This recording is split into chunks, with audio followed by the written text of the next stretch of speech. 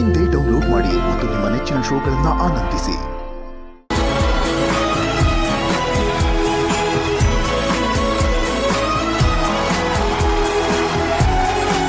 Hi Saheb. ಏನಿವತ್ತು ನೀನು ಅಮೂಲಿ matching ಅಲ್ಲಿ ಇದೀರಲ್ಲ? ಹೌದು, ಸೆನ್ಸನ್ ಕಲರ್. ಹೆಂಗೆ ಹೇಳಿದ್ಯಾ ಅಮೂಲಿಗೆ ನಂದು ಇಂದು ಮ್ಯಾಚಿಂಗ್ ಅಂತ? ಯಾವಾಗ?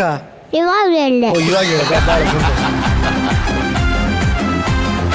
ಈಗ ಸದ್ಯಕ್ಕೆ ಸರ್ಪ್ರೈಸಿಂಗ್ ರೌಂಡ್ ನಡೀತಾ ಇದೆ. ನಿಮ್ಮಿಬ್ರಲ್ಲಿ ಯಾರಿಗೆ ಸರ್ಪ್ರೈಸ್ ಕೊಡ್ತಾ ಇದ್ದಾರೆ? ನಾನು ಇವತ್ತು ಇವ್ರಿಗೆ ಸರ್ಪ್ರೈಸ್ ಕೊಡ್ತಾ ಇದ್ದೀನಿ. ಇಷ್ಟೊತ್ತು ಇಲ್ಲ ಅಂತಂದೆ, ಇವಾಗ ಇದ್ದಕ್ಕಿದ್ದಂಗೆ ಸ್ಟೇಜ್ ಮೇಲೆ ಬಂದ್ರೆ ಎಂತ ಆಟಗಳನ್ನ ಆಟ. ಸರಿ ಆಯ್ತು, ನೀನ್ ಸರ್ಪ್ರೈಸ್ ಕೊಡು. ತಡ ಮಾಡೋದ್ ಬೇಡ. ಏನ್ ಸರ್ಪ್ರೈಸ್ ಅದು ನೋಡೋ ಕುತೂಹಲ ನನಗೂ ಇದೆ. Stage is all yours. ಬಲಿ ಚಪ್ಪಾಳೆ. ಆಕ್ಚುಲಿ ನಾನು ನಿಮ್ಗೆ ಇವತ್ತೊಂದು ಇಂಪಾರ್ಟೆಂಟ್ ಸರ್ಪ್ರೈಸ್ ಕೊಡ್ತೀನಿ. ಓಕೆ. ಇಲ್ಲಿವರೆಗೂ ಏನು ನಿಮ್ಮ ಕಲಾ ಜರ್ನಿ ಇದೆ, ಇಡೀ ಕನ್ನಡಿಗರು ನಿಮ್ಮನ್ನ ತುಂಬಾ ಇಷ್ಟಪಟ್ಟು ಕ್ಯಾರೆಕ್ಟರ್ನ ಅಪ್ಕೊಂಡಂತ ಒಂದು ವೀಟಿ ಇದು. ನಿಮ್ಮ ಜೀವನದ ಜರ್ನಿ ಇದು. ನೋಡೋಣ. ನೋಡೋಣ. ಮನೆಯಲ್ಲಿ ಒಂದು ಹೆಣ್ಣು ಮಗಳಿದ್ದಾಳೆ ಅಂದಮೇಲೆ ಆ ಮನೆಗೆ ಒಬ್ಬ ಅಳಿಯ ಇರಬೇಕು. ನಮ್ಮಲ್ಲೂ ಒಬ್ಬರು ಅಳಿಯ ಇದ್ದಾರೆ. ವಿಠಲನ ಪಾತ್ರಧಾರಿ ಸುಜಯ್ ಶಾಸ್ತ್ರಿ. ಒಂದ್ಸಲಿ ನಿಮ್ಮ ಚಾನಲ್ಲೇ ನಿಮ್ಮ ಹೆಸರು ಹೇಳ್ಬಿಡ್ರಿ. ಮೈಸೂರು ವಿಠಲ್ ಮೂರ್ತಿ ಎಮ್ಮೆ ಅಂದ್ರೆ ಮನೆ ಅಳಿಯ ಅಂತ. ಹಂಗತ್ತೆ ನಿಮ್ ಅಳಿಯಂದ್ರು ಅಲ್ಲಿರ್ಬೇಕಾರೆ ನನ್ನನ್ನ ಅಳಿಯಂದ್ರೆ ಅಂತ ಕರಿತಿಲ್ಲ, ನಿಮ್ ಜನ್ಮಕ್ ನಾಚಿಕೆ ಆಗಲ್ವೇ?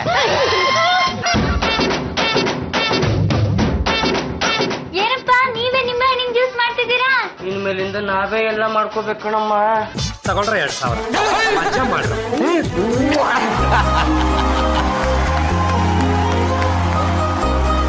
ಬದುಕಿನ ಬೆಸ್ಟ್ 4.5 ವರ್ಷ. ಮದುವೆ ಆದ ತಕ್ಷಣ ಕೆಲಸ ಇರಲಿಲ್ಲ ತರಮ್ಮ ನನಗೆ. ಎಂಗೇಜ್ಮೆಂಟ್ ಆಗೋ ಟೈಮಲ್ಲಿ ಇವಳನ್ನ ನೋಡಬೇಕು ಅಂತಂದಾಗ ನಾನು ಆರ್ಜೆ ಆಗಿದ್ದೆ. ಅದಾದ್ಮೇಲೆ ಮದುವೆ ಆಗೋ ಟೈಮಲ್ಲಿ ಕೆಲಸ ಇರಲಿಲ್ಲ.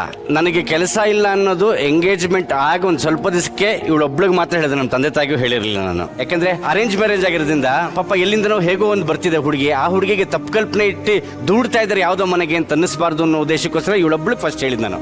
ಎಂಗೇಜ್ಮೆಂಟ್ ಆಯ್ತು, ಮದುವೆ ಆಯ್ತು. ₹1 ಇಲ್ಲ ಜೋಬಲ್ಲಿ. ನಮ್ಮ ಅಣ್ಣ ಊಟಿಗೆ ಹೋಗ್ಬಾರಯ್ಯ ಅಂತ ಹೇಳಿ ಹನಿಮೂನಿಗೆ ಅಂತ ಪ್ಯಾಕೇಜ್ ಮಾಡಿಕೊಟ್ಟು ಕಳಿಸ್ತಾ ನನ್ನ. ವಾಪಸ್ ಬಂದು ಯಥಾಶಕ್ತಿ ಅಪ್ಪ ಅಮ್ಮಂಗೆ ಗೊತ್ತಾ ಬೇರೆ ಕೆಲಸ ಹುಡುಕ್ತಾ ಇದ್ದೀನಿ. ಯಾವ ಕಂಪ್ನಿಲೂ ಕೆಲಸ ಸಿಗ್ತಿಲ್ಲ. ದಿನ ಬೆಳಗ್ಗೆ ಇವಳ ಹತ್ರ ತಿಂಡಿ ಕಟ್ಟಿಸ್ಕೊಂಡು ಪಾರ್ಕ್ಗೆ ಹೋಗಿ ಕೂತ್ಕೊಳ್ಳೋದು. ಒನ್ ಫೈನ್ ಡೇ ನಮ್ಮ ಅಪ್ಪ ಕರೆದ್ರು, ಬಾರಯ್ಯ ಮಾತಾಡ್ಬೇಕು ನಿನ್ನ ಹತ್ರ ಅಂತ. ಅಪ್ಪಾಜಿ ಆಫೀಸ್ಗೆ ಹೋಗ್ಬೇಕು ಅಂತ. 10 ನಿಮಿಷ ತಡ ಆದ್ರೆ ಯಾರು ಏನನ್ನಲ್ಲ, ಬಾ ಕೂತ್ಕೊಂಡು. ಮುಂದೆ ಏನಪ್ಪಾಜಿ ಆಫೀಸ್ ಬೇಗ ಅಪ್ಪಾಜಿ ಟೈಮ್ ಆಗ್ತಿದೆ ಬೇಗ. ಅಲ್ಲ ಮುಂದೆ ಏನು ಮುಂದೆ? ನಿನಗೆ ಮದುವೆ ಮುಂಚೆನೇ ಕೆಲಸಕ್ಕೆ ಹೋಗಿತ್ತು ಅಂತ ನನಗೆ ತುಂಬ ಚೆನ್ನಾಗಿ ಗೊತ್ತು ಕಣಯ್ಯ. ನಿನ್ನ ಮುಖದಲ್ಲೇ ಗೊತ್ತಾಗೋಗುತ್ತೆ. ಅದಕ್ಕೆ ನೀನು ನನಗೆ ಹೇಳಬೇಕು ಅಂತಿಲ್ಲ, ಸಹಜ. ಅದು ಹಾಗೆ ಆಗುತ್ತೆ. ಅದಾದ್ರೆ ಅವಮಾನ ಅಂತಲ್ಲ. ಆದರೆ ತುಂಬ ಮುಖ್ಯವಾಗಿ ನೀನು ಯೋಚನೆ ಮಾಡಬೇಕಾಗಿರೋದು ಅಪ್ಪ ಅಮ್ಮ ಬಿಟ್ಬಿಡು. ಬಂದಿರೋಳಗೆ ಮರ್ಯಾದೆ ಉಳಿಸ್ಕೋಬೇಕು ನೀನು. ಅಪ್ಪಿ ಬಂದಿರೋಳು ಏನಾರು ನೀನು ಒಂಚೂರು ಚಿಕ್ಕವನಾಗ್ಬಿಟ್ಟೆ ಅಂತಂದ್ರೆ ಜೀವನ ಪೂರ್ತಿ ಅನುಭವಿಸ್ತೀಯ. ಬರ್ದಿಟ್ಕೋ. ನಿನ್ನ ಬದುಕಿನ ಆರಭ್ಯ ನಿನಗೆಷ್ಟು ಮಕ್ಕಳಾದ್ರೂ ಅಷ್ಟೇ, ನಿನ್ನ ವೃದ್ಧಾಪ್ಯದಲ್ಲಿ ಬಂದರೂ ಅಷ್ಟೇ, ಎಷ್ಟೇ ಪರಿಸ್ಥಿತಿಲಿದ್ರು ನೀನು ಅನುಭವಿಸ್ತೀಯ.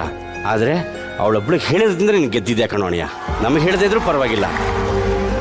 ಗಂಡ ಹೆಂಡತಿ ಮಧ್ಯದಲ್ಲಿ ಏನಿರುತ್ತೋ ಏನಿರಲ್ವೋ ಗೊತ್ತಿಲ್ಲ.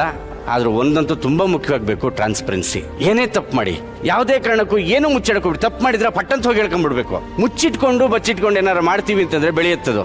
ಲೌಡೇಲ್ ಅಂತ ಒಂದು ಊಟಿ ಹತ್ರ ಇದೆ. ಮುಂದೆ ಅಂತ ನಾನು ಇವಳನ್ನ ಪ್ರಶ್ನೆ ಕೇಳಿದ್ದೆ. ಬೆನ್ ತಟ್ಬಿಟ್ಟು ಹೇಳ್ರಿ, ಅಯ್ಯೋ ಜಗತ್ ವಿಶಾಲವಾಗಿದೆ, ಬಾರಯ್ಯ ದುಡ್ಡು ತಾನೇ ಸಂಪಾದನೆ ಮಾಡ್ಬೇಕಾಗಿರೋದು, ಮಾಡೋಣ ಬಾರಯ್ಯ, ಜಗತ್ತೇ ಬೆರಗಬೇಕು, ಹಂಗೆ ಸಂಪಾದನೆ ಮಾಡೋಣ ಬಾರಯ್ಯ. ಆವತ್ತಿಂದ ಇವತ್ತುವರೆಗೂ 15 ವರ್ಷ ಆಯ್ತು ಮದುವೆ ಆಗಿ. ಇದೇ ಗಂಡ ಇದೇ ಹೆಂಡತಿ ಮನೆಯಲ್ಲಿ. ಅದನ್ನ ಹೇಳ್ಕೊಳ್ಳೋದಕ್ಕೆ ನಂಗೆ ನಾಚಿಕೆನೂ ಇಲ್ಲ, ಅವಮಾನನೂ ಇಲ್ಲ. ನನ್ನ ಮನೆ ನಡೆಸೋದು ಇವಳೆ. ನಾ ಕಣಿ ಕೊಡ್ತಾನೆ, ₹10 ಕೊಡ್ತೀನೋ, ನೋಡ್ಕೋತಾಳೆ. ಹೆಣ್ಣು ಉಂಚ್ಕೊಳ್ಳೋದೆ ಯಾವಾಗ? ಈ ಕ್ಷಣಕ್ಕೊಂದು ಮನೆಯಲ್ಲಿ ಯಾರು ಇದ್ದಕ್ಕಿದ್ದಂಗೆ ಯಾರೋ ಬಂದ್ರು, 1 ನಿಮಿಷ ಇರಿ ಅಕ್ಕಿ ತರ್ತೀನಿ ಅನ್ನೋ ದಾರಿದ್ರ ಬರಬಾರ್ದು ಮನೆಯಲ್ಲಿ. ಏನೋ ಒಂದಿದೆ, ಬಂದ್ ಬೇಸ್ ಹಾಕ್ತೀನಿ, ಕಾಫಿ ಪುಡಿ ಕಾಲೇ ಹೋಗಿದೆ, 1 ನಿಮಿಷ ಜ್ಯೂಸರ ಮಾಡ್ಕೊಡ್ತೀನಿ ಕೂತ್ಕೊಳ್ಳಿ. ಆ ಬುದ್ಧಿ ಸೂಕ್ಷ್ಮತೆ ಪ್ರತಿಯೊಂದು ಹೆಣ್ಣಲ್ಲಿ ಬರಬೇಕು. ಅದು ನನ್ನ ಖುಷಿ ಪಾಪ ಇದಕ್ಕಿದೆ. ಶ್ರೀಮಂತ ತಗೋಣ ಬರಲಿ, ಚಿಂತೆ ಯಾಕೆ ಮಾಡ್ತೀಯ, ಸಕ್ಕತ್ತ ಕಾಸು ಮಾಡ ಬಿಡೆ, ದುಡ್ಡಿಗೆಲ್ಲ ತಲೆ ಕೆಡಿಸ್ಕೊಳಬಾರ್ದು. ಬಾರ ಮಗನೇ, ಸಂಪಾದನೆ ಮಾಡೋಣ, ಸಕ್ಕದ ಸಂಪಾದನೆ ಮಾಡೋಣ. ಐಷಾರಾಮಿಯಲ್ಲಿ ಬದುಕಿತ್ತು ಹುಡುಗಿ. ಆದ್ರೆ ಇಲ್ಲಿ ಬಂದು ಸ್ವಲ್ಪ ಅದಕ್ಕೆ ಬಡತನದ ತಂದುಬಿಟ್ನಲ್ಲ ಅನ್ನೊಂದು ಬೇಜಾರಿದೆ. ಆ ಬೇಜಾರು ಅದು ಒಂದು ಸ್ವಲ್ಪ ದಿವಸ ಅದು ಇದ್ದೇ ಇದೆ. ಅದೊಂದು ಚೂರು ಅದಕ್ಕೆ ಬೇಕಾಗಿರೋದು 4-5 ಐಟಮ್ ಇದೆ ಜೀವನದಲ್ಲಿ. ಆ 4-5 ಐಟಮ್ ಕೊಡಿಸ್ಬಿಟ್ರೆ ನನ್ನ ತಂಟೆಗೆ ಬರಲ್ಲ. ಅದೊಂದು ಖುಷಿ ಇದೆ. ಬಟ್ ಅದೊಂದು 4-5 ಐಟಮ್ ಬರೋದಕ್ಕೆ ಸ್ವಲ್ಪ ಕಷ್ಟ ಆಗ್ತಿದೆ. ಅಂದ್ರೆ ನೀವು ಮಾತಾಡ್ಕೊಂಡ್ವಲ್ಲ ಮೊನ್ನೆ, ಯಾಕೋ ನಿನಗೆ ಹಿಂಗಾಗುತ್ತೆ ಕೆಲವು ಸತಿ. ಏನೋ ಗೊತ್ತಿಲ್ಲ ತಾಯಿ, 23 ಸಿನಿಮಾ ನಿಲ್ಲಿಸ್ಬಿಟ್ರು. ಒಂದು ಇನ್ಫ್ಯಾಕ್ಟ್ ಸ್ನೇಹಿತನಾಗಿ ನಿರಂಜನು ತುಂಬಾ ಸತಿ ಕೇಳಿದ ನನ್ನ ಮಗ ನೀನೇ ಯಾಕೋ ಅಂತ. ಮಂತ್ರಾಲಯಕ್ಕೆ ಹೋಗ್ಬೇಕಾದ್ರೆ ನಾನು ಅವನು ಅದನ್ನೇ ಮಾತಾಡೋದು, ಎಲ್ಲೋ ಬೆಲ್ ಬಾಟಮ್ಗಿಂತ ಬೇಕೇನು ನಿನ್ಗೆ, ಯಾಕೋ ಕರಿತಿಲ್ಲ, ನಿಲ್ಲಿಸ್ಬಿಟ್ರು, ಕರೆಯದೇ ಬಿಟ್ಬಿಟ್ರು ನನ್ನನ್ನ. ನಾನು ಅದೇ ಅಂದೆ, ಗೊತ್ತಿಲ್ಲ ಕಂದಮ್ಮ ಯಾಕೆ ಕರಿತಿಲ್ಲ ನನ್ನ. ಸುತ್ತಮುತ್ತ ಇರೋ ಸ್ನೇಹಿತರೆಲ್ಲ ಹೇಳ್ತಾರೆ, ಅಯ್ಯೋ ಎಂಥ ಇದು ನೀನು, ಯಾಕೋ ಏನೋ. ಏಯ್ ಸಾಕ್ ನಿಲ್ಸಲಿ.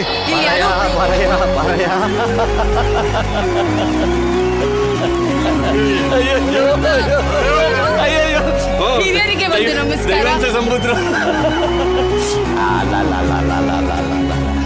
Hello, Tarama. Hello, sir. Hello. ಇದು ಲಕ್ಷ್ಮೀ ಶ್ರೀ ಭಾಗವತರು ಅಂಡ್ ಇದು ಮೇಘಶ್ರೀ ಭಾಗವತರು. ಬದುಕಿಗೆ ಒಬ್ಬ ಮಾರ್ಗದರ್ಶಿ ಬೇಕು ಅಂತಂದ್ರೆ ಅವನೇ ಬೇಕು. ಬದುಕಿಗೆ ಮಾರ್ಗದರ್ಶಿಯಾಗಿ ಏನ್ ಮಾಡಬೇಕು, ಸತೀಶ್ ಹಿಂಗೆ ಆಗ್ತಿದೆ ಸತೀಶ್ ಅಂತ ಫೋನ್ ಮಾಡ್ತು ಅಂತಂದ್ರೆ ನಂಗೆ 10 ನಿಮಿಷ ಟೈಮ್ ಕೊಡು, ಅದ್ರ ಬಗ್ಗೆ ರಿಸರ್ಚ್ ಮಾಡ್ಬಿಟ್ಟು ನೀನು ಹಂಗೆ ಮಾಡಬೇಡ ಅಂತ ಹೇಳುವಂತ ಏಕೈಕ ವ್ಯಕ್ತಿ ನನ್ನ ಭಾಗಕ್ಕಿರೋಂಥ. ಇಲ್ಲ ಅದೆಲ್ಲ ಮಾಡಲ್ಲ ತಾರಮ್ಮ. ಸಂಜೆ ಇವನೇನೋ ಟ್ರಾನ್ಸ್ಪರೆನ್ಸಿ ಬಗ್ಗೆ ಮಾತಾಡ್ತಿದ್ದ. ಸಂಜೆ ಕಾರ್ಯಕ್ರಮದ ಯಾವ್ದು ಟ್ರಾನ್ಸ್ಪರೆನ್ಸಿ? ಬನ್ನಿ, ಸಂಜೆ ಅಂದ ತಕ್ಷಣ ಬಂದ್ರು. ನಾವು ಇಷ್ಟು ಜನ ನನ್ನ ಒಂದು ಥಿಯೇಟರ್ ಗ್ರೂಪ್ ನಲ್ಲಿ ಎಲ್ಲರೂ ಆಕ್ಟ್ ಮಾಡಿ ಒಂದು ಫ್ಯಾಮಿಲಿ ತರ ಇದ್ದೀವಿ. ಬೆಸ್ಟ್ ಗರಡಿ that we have worked with. ಒಳ್ಳೆ ಗರಡಿ ಅಂದ್ರೆ ಏನೇ ಪರ್ಸನಲಿ ಪ್ರೊಫೆಷನಲ್ ಏನೇ ಪ್ರಾಬ್ಲಮ್ ಇದ್ರೂ ಫೋನ್ ಮಾಡಿ ಸೊಲ್ಯೂಷನ್ ತಗೋತೀವಿ. So yes, I am happy that ನೀವು ಬಂದಿದ್ದು. Thank you so much, thank you so much, thank you so much. ಒಂದು ಇವನ್ ಬಗ್ಗೆ ಹೇಳಲೇಬೇಕು. ಮಾತಾಡ್ತಾನೆ ತರಲೆ ಎಲ್ಲ ಓಕೆ, ಬಟ್ ಕೆಲವೊಂದು ವಿಷಯಗಳು ಕೆಲವೊಂದು ಸಂದರ್ಭದಲ್ಲಿ ಏನಾದ್ರೂ ಇವನನ್ನ ಕೇಳೋಕ್ ಬಂದ್ರೆ ಅಥವಾ ಹೇಳಿದ್ರೆ ಅಟ್ಲೀಸ್ಟ್ ಮಾರಲಿ ಮೆಂಟಲಿ ಇವ್ರು ಯಾವಾಗೂ ಇದ್ದಾರೆ. In my case as it has happen any time. ತರಮ ನಾವು ದಿನ ಮೀಟ್ ಮಾಡಲ್ಲ, ತುಂಬಾ ವರ್ಷಗಳಾದ್ಮೇಲೆ ಇವತ್ತು ಇವ್ರನ್ನ ಮೀಟ್ ಮಾಡ್ತಾ ಇದ್ದೀನಿ. ಆದ್ರೂ ಅವ್ರನ್ನ ನೋಡಿದ ತಕ್ಷಣ ಅವ್ರ ಮುಖದಲ್ಲಿ ಒಂದು ಸ್ಮೈಲ್ ಬರುತ್ತಲ್ಲ, ದಟ್ ಸೇಸ್ ಎಲ್ಲವನ್ನೂ ಹೇಳುತ್ತೆ. ಆ್ಯಂಡ್ ಏನೇ ಇದ್ರು, ಏನೇ ಶೇರ್ ಮಾಡೋದಿದ್ರು, ಪುಟಿ ಹೆಂಗಿದ್ಯೇ ಅಂತ ಫಸ್ಟ್ ಹೇಳ್ತಾರಲ್ಲ, ಅದರಲ್ಲೇನೆ ಎಲ್ಲದಕ್ಕೂ ಉತ್ತರ ಸಿಕ್ಬಿಡುತ್ತೆ. ಆ್ಯಂಡ್ ಅದ್ರ ಬಗ್ಗೆ ತುಂಬಾ ಹೆಮ್ಮೆ ಇದೆ ಇವ್ರ ಬಗ್ಗೆ. ನಮ್ಗೆ ಯಾವತ್ತು ವೈಮನಸ್ಸೆ ಬರಲಿಲ್ಲ ತರಮ್ಮ. 1000 ಎಪಿಸೋಡು ಅನ್ಇಮ್ಯಾಜಿನಬಲಿ. ಒಂದು ದಿವಸನೂ ಯಾರು ವೈಮನಸ್ಯದಲ್ಲಿ ಬದುಕಲಿಲ್ಲ ನಾವಿಲ್ಲಿ. ಅನ್ನದಾತ ಖಂಡಿತವಾಗ್ಲಿ ಜ್ಞಾಪಿಸ್ಕೊಳ್ಬೇಕು. ಸಿಹಿ ಚಂದ್ರು ಗರಡಿನಲ್ಲಿ ಅಯ್ಯೋ ಒಂದು ದಿವಸಕ್ಕೆ ಊಟಕ್ಕೆ ಕೊರತೆ ಇಲ್ಲ, ಸಂತೋಷಕ್ಕೆ ಕೊರತೆ ಇಲ್ಲ. ಇನ್ ಯಾಕೆ ಇವ್ರು ನೋಡಿ ನನ್ಗೆ ಬೇಜಾರಾಗಬೇಕು ಹೇಳಿ, ಅದು ನನ್ನ ಉದ್ದೇಶ ಅಷ್ಟೇನೆ. ಆ್ಯಂಡ್ ನಾವು ಶೂಟ್ ಕೂಡ ಆಟ ಆಡ್ಕೊಂಡ್ ಮಾಡಿದ್ದು. ರಾತ್ರಿ ಊಟಕ್ಕೆ ಮಲ್ಗಕ್ಕಷ್ಟೇ ನಮ್ಮ ಮನೆಗೆ ಹೋಗ್ತಾ ಇದ್ವಿ ಆ 5 ವರ್ಷ. ಅಷ್ಟು ಬಿಟ್ರೆ ತಿಂಗಳಿಗೆ ಒಂದ್ 2-3 ದಿನ ರಾತ್ರಿ ಊಟ. ರಜಾ ಇತ್ತು. ಆಕ್ಚುಲಿ ಬಹಳ ಚೆನ್ನಾಗಿ ಯಾರಿಗಾನ ನೆನಪಿಲ್ವೋ ಅವ್ರಿಗೆ ಮತ್ತೆ ನೆನಪು ಮಾಡ್ತೀನಿ. ಇದೇ ಜಿ ಕನ್ನಡ ವಾಹಿನಿಯಲ್ಲಿ ಪಾಂಡುರಂಗ ವಿಠಲ ಅಂತ ಒಂದು ಧಾರಾವಾಹಿ ಬರ್ತಾ ಇತ್ತು. ಅದರಲ್ಲಿರುವಂತ ಎಲ್ಲ ಅತಿರಥ ಮಾರಾತ್ರು ಇಲ್ಲೇ ಇದ್ದಾರೆ, ಬರ್ಲಿ ಚಪ್ಪಾಳೆ ಫಸ್ಟ್ ಇರೋ ಅಷ್ಟು ಜನಕ್ಕೆ. ಈ ಕ್ಷಣದಲ್ಲಿ ಒಂದು ಪ್ರಶ್ನೆ ಕೇಳ್ತೀನಿ. ನಿನ್ನ ಜೀವನದಲ್ಲಿ ಪಾಂಡುರಂಗ ವಿಠಲ ಇಲ್ಲ ಅಂದಿದ್ದಿದ್ರೆ ಏನಾಗಿರ್ತಾ ಇತ್ತು? ಕಲಾವಿದನಾಗ್ತಿರ್ಲಿಲ್ವ ನಾವು? ಹೌದಾ? ಹೌದು. ಇಲ್ಲ ಇವನ್ ತುಂಬಾ ಚೆನ್ನಾಗಿ ಹಾಡ್ತಾನೆ, ನಿಮ್ಗೆಲ್ಲರಿಗೂ ಗೊತ್ತಿರುತ್ತೆ. ಅದ್ಭುತವಾಗಿ ಹಾಡ್ತಾನೆ. ನನ್ನ ಪ್ರಕಾರ ಅವ್ನು ಆಕ್ಚುಲಿ ಸಿಂಗರ್ ಆಗ್ಬೇಕಿತ್ತು. ನಮ್ಮ ದೃಷ್ಟನೋ ದುರದೃಷ್ಟನೋ ಬಂದು ಆಕ್ಟರ್ ಆಗ್ಬಿಟ್ಟು. ಹಾಗಾಗಿ ನಂಗೋಸ್ಕರ ಒಂದೇ ಒಂದು ಹಾಡು